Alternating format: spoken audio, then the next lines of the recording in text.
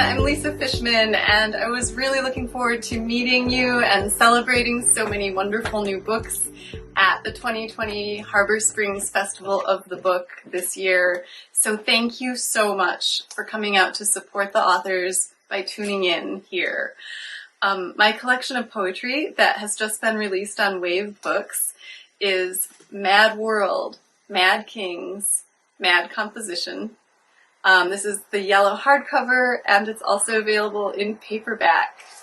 And we've been asked to share something unusual about or surprising about ourselves. So one thing is that although I'm a full professor at Columbia College Chicago in downtown Chicago, last year I completed my yoga teacher training certificate so that I could responsibly integrate principles of yoga with my teaching of poetry.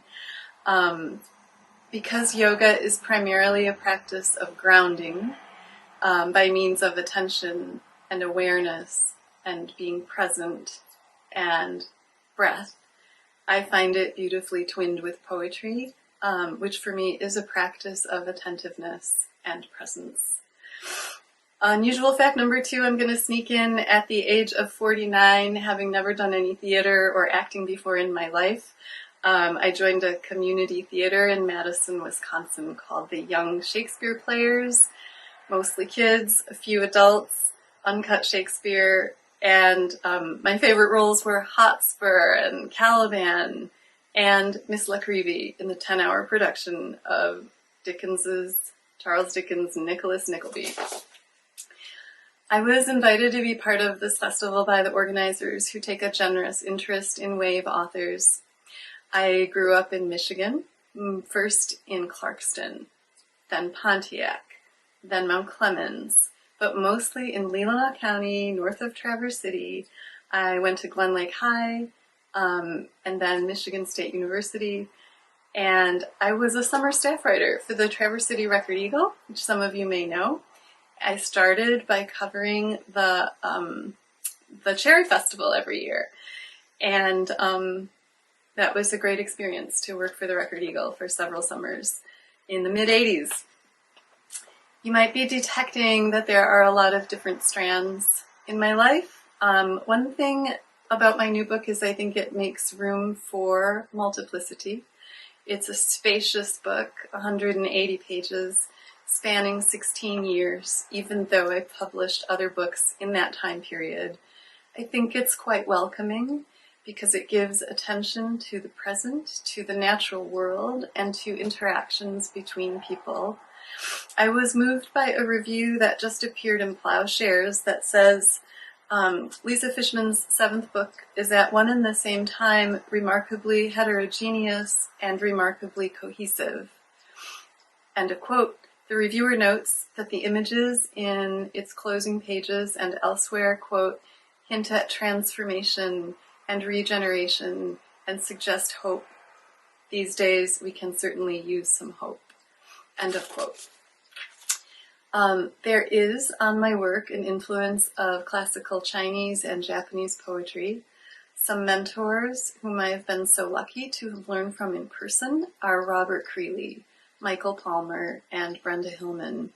In general, the Black Mountain School has been important to me, starting with Denise Levertov, then Robert Duncan, and most recently, I have been very influenced by Aimé Césaire, Joanne Kiger, Robert Grenier, Bernadette Mayer.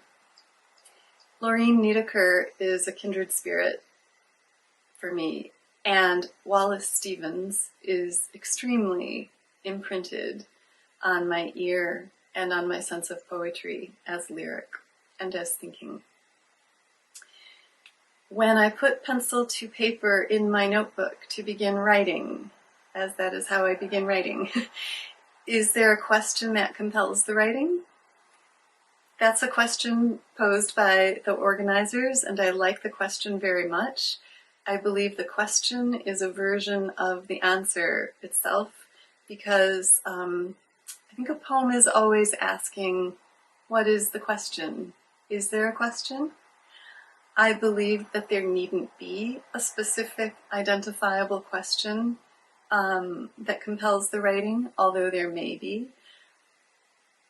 but that the writing itself is emerging as questioning.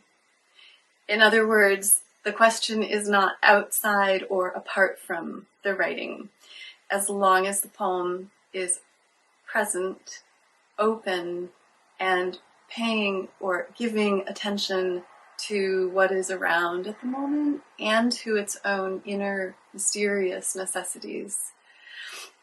Ultimately, I would like readers and writers to feel as if time, the experience of time, which might be the same as saying change, as if time has become interesting or surprising in some ways.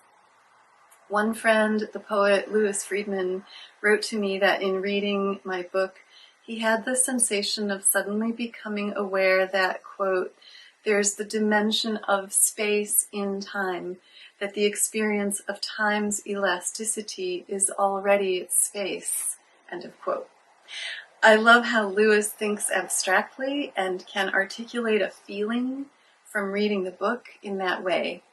I'll add that I hope that the intricacies and vitality of the non-human made natural world,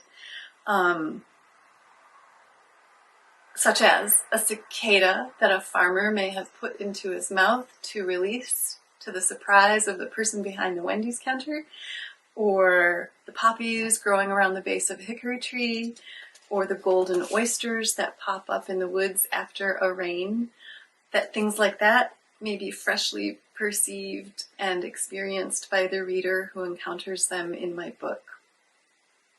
I also hope that the reader's humor is enlarged, because a lot of our experience of the day-to-day has comical or absurd elements, and sometimes in subtle ways those are at the fore. So we now have a series of fun fill-in-the-blank questions, and I will read those as instructed with my fill-in-the-blank answers. One book I'd love to read again for the first time is N. Scott Momaday's The Way to Rainy Mountain. If I had to pick one body of water, it would be, just having come back from there, Chub Lake, north of Thessalon in northern Ontario. Also, gotta say, North Bar Lake in Empire, Michigan in Leelanau County, and any extremely stinky, sulfuric hot spring. It is impossible to stick to one answer when it comes to water. I always reach for crunchy, unsalted peanut butter. A podcast I recommend is out of Madison, Wisconsin, Fermat's Last Theater by Alex Hancock and Nick Borovic. Also, The Poetry Show, hosted by Daphne Stanford on Boise Radio. Full disclosure, I have upcoming interviews scheduled on both of those. The books currently in a pile on the floor beside my bed, I do not have a nightstand, are Neoke of the Early Spring by Frances Ponge, translated from the French by Jonathan Larson, out on Song Cave.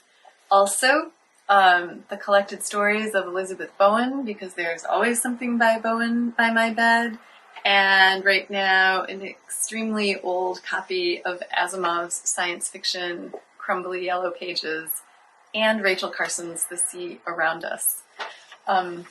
What else here are the rest of these questions? Okay. I will take any takeout option any day of the week because I really don't like cooking dinner. In fact, I almost never cook dinner.